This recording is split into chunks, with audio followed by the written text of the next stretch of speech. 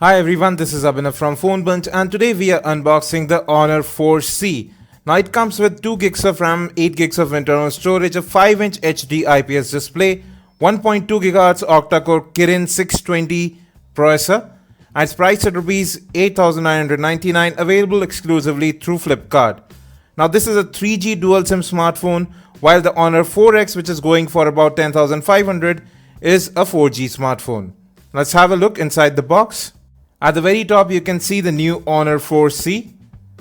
I'll keep that aside for the time being. Let's see what else we have. So we get a free screen guard in the box. There is no Gorilla Glass protection on top. It's just hardened glass.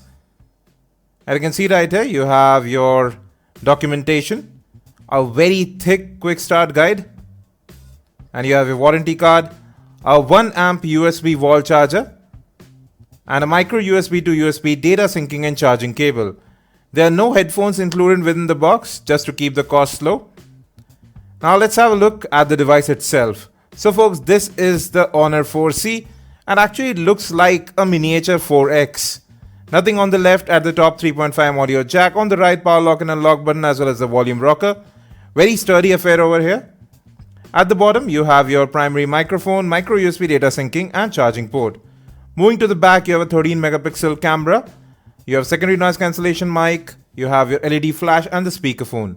The back has a textured finish, again sort of a weave-like pattern, similar to the Honor 4X, but on the Honor 4C it's more pronounced.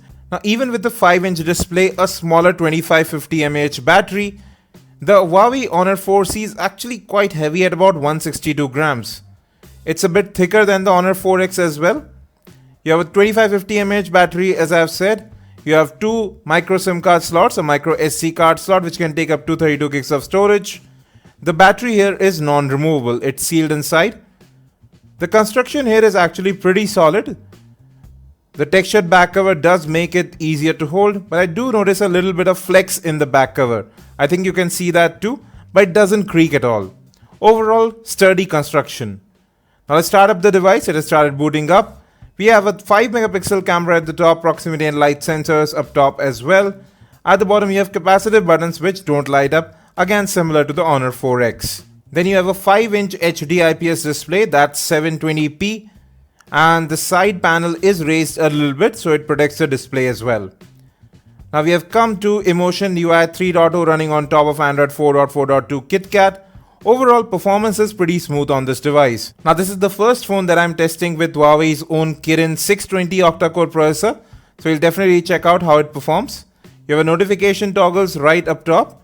You can edit these as well, increase or decrease their number and move those around. Now coming to settings, in about you can see we are still running Android 4.4.2 KitKat, but at least with EMUI 3.0 on top. Coming to storage, you have 3.41 gigs available, out of that 8 gig ROM. You can expand storage up to 32 gigs as well.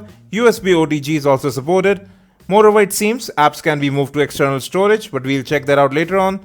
Out of that 2 gig RAM, you have about 1.4 gigs available as the phone is idle right now. Now coming to the display itself, it has very good touch response.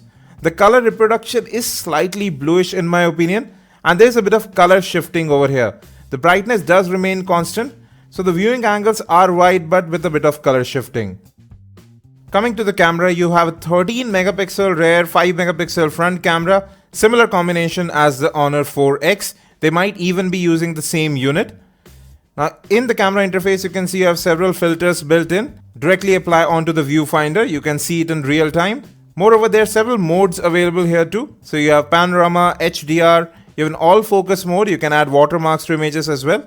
Let me quickly take some images. It does take a little bit of time to save images, although there is no major shutter lag over here. Quite a lot of details with the images of the rear camera. Color reproduction also seems pretty nice.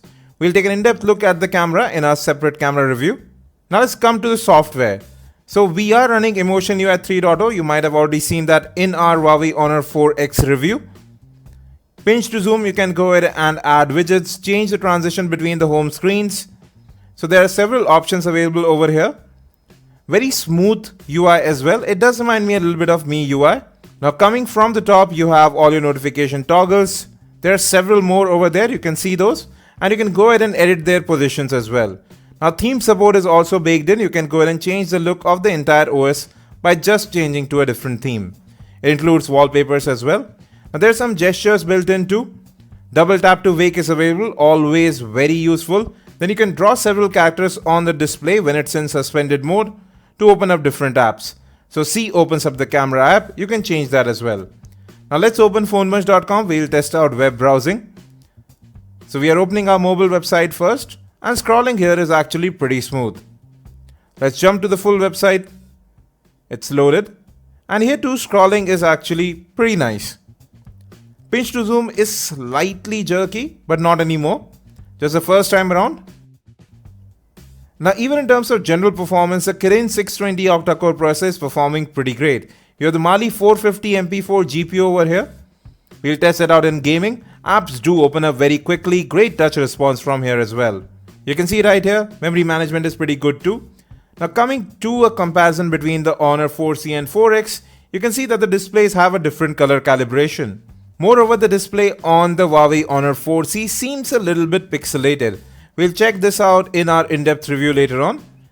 Construction-wise, design-wise, these phones are very similar to each other, apart from the location of the speaker, which is on the bottom of the 4X. Now, if you were looking for a smaller device and good enough performance, the Honor 4C might be worth a look.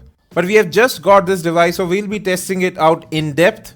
Overall performance seems good over here. Apps do open up quickly. Touch response is good on the display. It feels good to hold in the hand. Sturdy buttons, sturdy construction over here. Now the U-Euphoria is also going to be launched soon with similar specifications.